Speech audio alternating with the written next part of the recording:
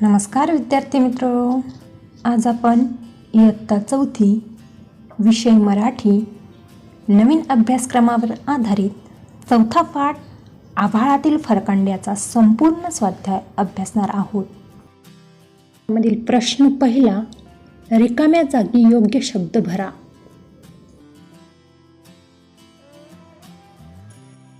त्यामध्ये आहे लेखकाचे चित्रकलेचे साहित्य सांगायचं आहे.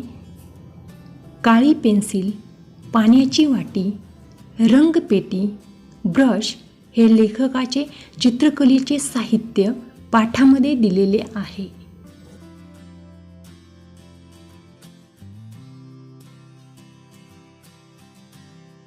पुढील प्रश्न आहे प्रश्न 2, एका वाक्यात उत्तरे लिहा.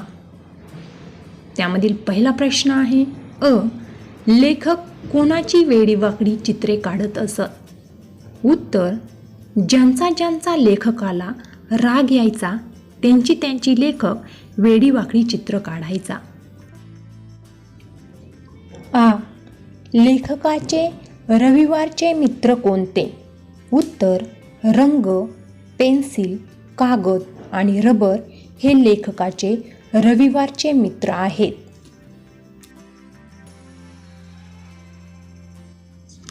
प्रश्न 3, 3 ते 4 वाक्यांत उत्तरे लिहा. त्यामधील पहिला प्रश्न आहे शाळेला सुट्टी असली की लेखक काय करायचे? उत्तर, शाळेला सुट्टी असली की लेखक तालुक्याच्या गावावरून आणलेली रंगपेटी आणि कागदाचा तुकडा काढून गुपचूप गच्चीवर जाऊन बसायचा. सोबत काळी पेन्सिल, पाण्याची वाटी आणि हाताखाली धरायचे खपटे असायचे.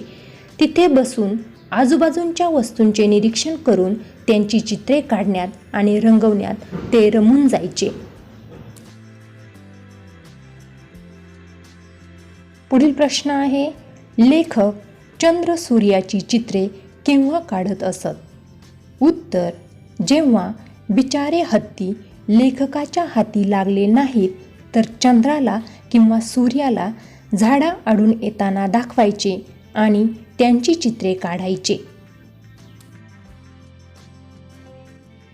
पुढील प्रश्न आहे आकाश रंगवताना आकाशाचे रंग कसे बदलत गेले? उत्तर, आकाश रंगवायला घेतल्यानंतर बशीत पाणी टाकून निळा, तांबडा आणि जांभळा रंग कालवला. जेव्हा आकाशाचे रंग बदलत गेले, कधी आकाश निळे सावळे झाले, कधी धुसर झाले तर कधी केशरी टिळा लावलेले गर्द कुंकवासारखे बदलत गेले.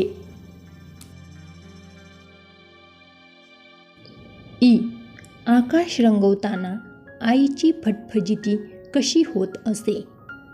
उत्तर, आई जेव्हा आनंदाने चल मी आकाश रंगून दाखवते असे म्हणून जवळ बसायची तेव्हा ती कुंचला रंगात बुडून पक्षाने पंख फडफडावेत तसे हात हलवायची. त्यामुळे रंगाने भरलेली तिची बोटे इकडे तिकडे लागून तिचे तोंड आणि बोट रंगाने माखायचे. अशा प्रकारे आईची फटफजिती व्हायची. विचार करा व सांगा. त्यामधील प्रश्न पहिला, रिकाम्या वेळात तुम्हाला काय करायला आवडते? उत्तर, मला रिकाम्या वेळात नवीन गोष्टी शिकायला, गोष्टींची पुस्तके वाचायला, कागदापासून वेगवेगळ्या वस्तू बनवायला आणि मित्रांसोबत खेळायला आवडते. प्रश्न 2, चित्र काढताना रंग नसतील तर याबद्दल तुमचे मत सांगा. उत्तर, चित्र काढताना रंग नसतील तरीही साध्या काळ्या पेन्सिलचा वापर करून अप्रतिम चित्र किंवा रेखाटन करता येते. रंगाशिवाय चित्रातील भावना आणि सावल्या जास्त चांगल्या प्रकारे दाखवता येतात. प्रश्न 3, तुम्ही या पाठाला कोणते शीर्षक सुचवाल? उत्तर, मूळ पाठाचे नाव आभाळातील फरकांड्या आहे, पण मी माझी रंगीबेरंगी दुनिया किंवा चित्रांची शाळा हे शीर्षक सुचवेल. चर्चा करूया. त्यामधील प्रश्न आहे, तुम्ही चित्र काढताना घडलेल्या गमती जमतींविषयी मित्रमैत्रिणींशी गप्पा मारा. उत्तर, मी चित्र काढत असताना चुकून झाडाला निळा रंग भरला. सगळे मित्र हसायला लागले. मग मी चित्र दुरुस्त करून त्याला हिरवा रंग दिला.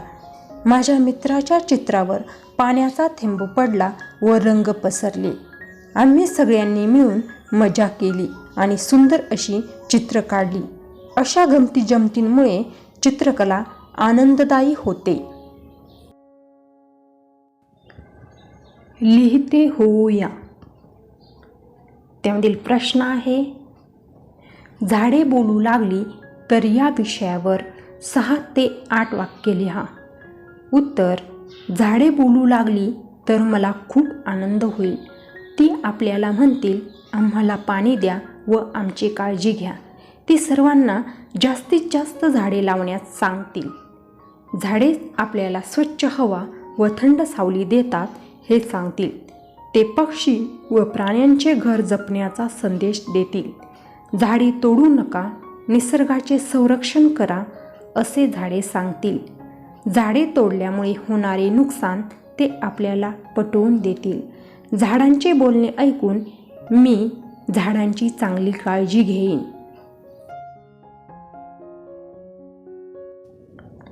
खेळूया शब्दांशी. त्यामधील प्रश्न पहिला, विरुद्धार्थी शब्द लिहा. त्यामधील पहिला विरुद्धार्थी शब्द आहे मऊ, कडक.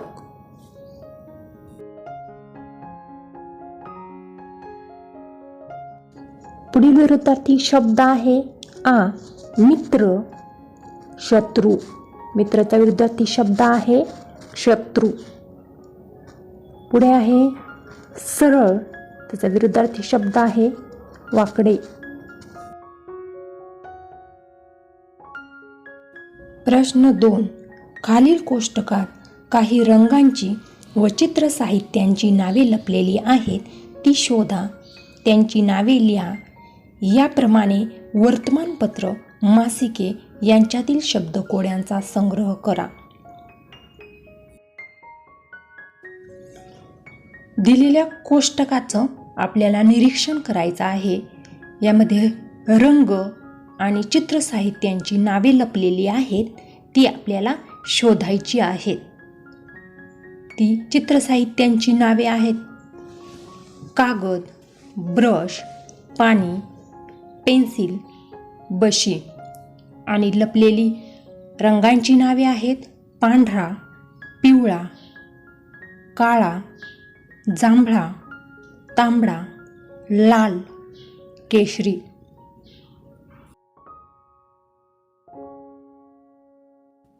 प्रश्न 3, दिलेल्या वाक्यातील विशेषणे ओळखा. त्यामधील पहिलं वाक्य आहे सुजाण माणसे सर्वांना मदत करतात. या वाक्यामधील विशेषण आहे सुजाण. सुजाण हे माणसांबद्दल विशेष माहिती सांगितलेला शब्द आहे. दुसरं वाक्य आहे आज मी तिखट भाजी खाल्ली. या वाक्यामधील विशेषण आहे तिखट, जे भाजीबद्दल सांगितलेले आहे माहिती. जंगलात हिंस्र प्राणी होते. यामध्ये विशेषण आहे हिंस्र, जे प्राण्यांबद्दल विशेष माहिती सांगितलेला शब्द आहे. पुढे आहे राजा दयाळू होता. या वाक्यामधील विशेषण आहे दयाळू, जे राजाविषयी विशेष माहिती सांगितलेला शब्द आहे. पुढील वाक्य आहे मैदानावर 18 मुले होती. यामधील विशेषण आहे 18, जे की मुलांविषयी माहिती सांगितलेली आहे. प्रश्न 4, नाम व विशेषण यांच्या जोड्या जुळवा व लिहा. एका टप्प्यामध्ये नाम दिलेलं आहे आणि दुसऱ्या टप्प्यामध्ये विशेषण दिलेलं आहे. नामं आहेत फुले, बाहुली, भाजी, कारले, आंबा, पर्वत. आणि विशेषण आहे तिखट, उंच, बोलकी, गोड, कडू, सुंदर. एक आहे तिखट भाजी, उंच पर्वत, बोलकी बाहुली, गोड आंबा, कडू कारले, सुंदर फूल अशा प्रकारे आपल्याला जोड्या लावता येतील. प्रश्न: रिकाम्या जागी कंसातील विशेषण लिहून वाक्य पूर्ण करा.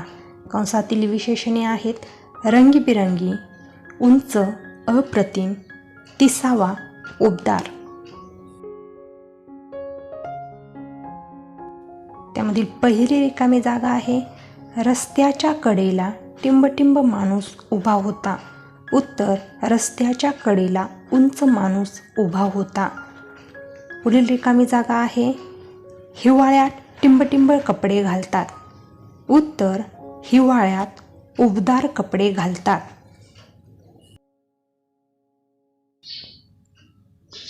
पुढची रिकामी जागा आहे बागेत टिंबटिंब फुले होती. उत्तर: बागेत रंगीबिरंगी फुले होती. फुलांना रंगीबिरंगी हे विशेषण लावलेलं आहे. पुढे रिकामी जागा आहे ई. मयूरने टिंबटिंब चित्र काढले.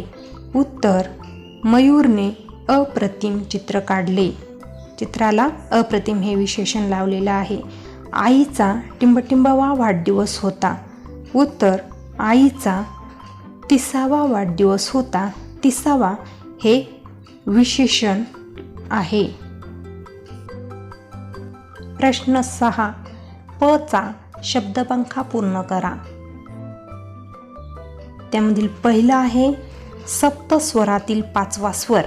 सप्तस्वरातील 5वा स्वर आहे प. 2. एका हाताचे एकूण बोटे. एका हाताची एकूण बोटे आहेत 5. तिसरा आहे एक रंग पिवळा. चौथा आहे पिवळे वस्त्र. पिवळे वस्त्र पितांबर. 5वा आहे खूप या शब्दासाठी वापरला जाणारा शब्द पुष्कळ. 6वा आहे पावसामुळे नद्या नाल्यांना येणारा. पावसामुळे नद्या नाल्यांना काय येतो? पूर. 7. प च्या 14 खडीतील 7वे अक्षर पे. 14 खडी माहिती आहे ना? प, पा, पी, पी, पू, पू, पे हे 7वं येतं 14 खडीतील अक्षर, म्हणून पे हे उत्तर बरोबर आहे. अशा प्रकारे आपल्याला शब्दकोडं वेगवेगळ्या प्रकारे दिली जातात, ते आपल्याला सोडवायची असतात. हा शब्दपंखा आहे, तो आपल्याला पूर्ण करायचा आहे. शब्दांच्या याच्यानुसार तो पूर्ण करायचा आहे. प या अक्षराने सुरुवात होणारे सगळे शब्द आहेत.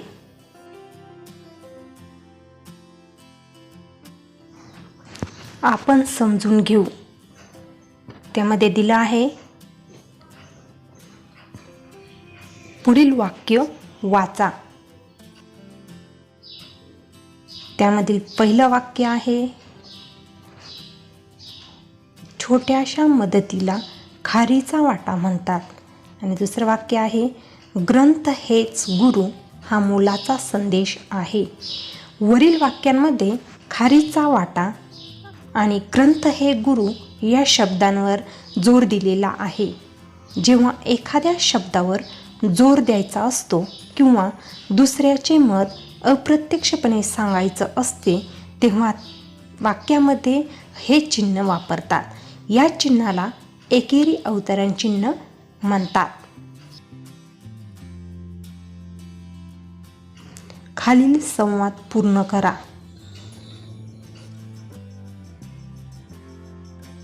तो संवाद आहे चित्रकार आणि माझ्यामध्ये.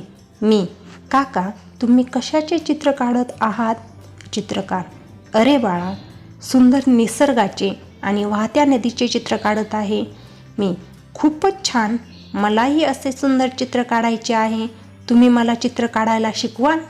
चित्रकार: हो नक्कीच, तू सुरुवातीला सोपी सोपी चित्रे काढायला शिक. मी: पण काका, चित्र काढण्यासाठी मला पण कोणते रंग वापरावे लागतील? चित्रकार: सुरुवातीला तू जलरंग किंवा पेन्सिल रंगाचा वापर करू शकतो. मी: धन्यवाद काका, मी आजपासूनच प्रयत्न करीन.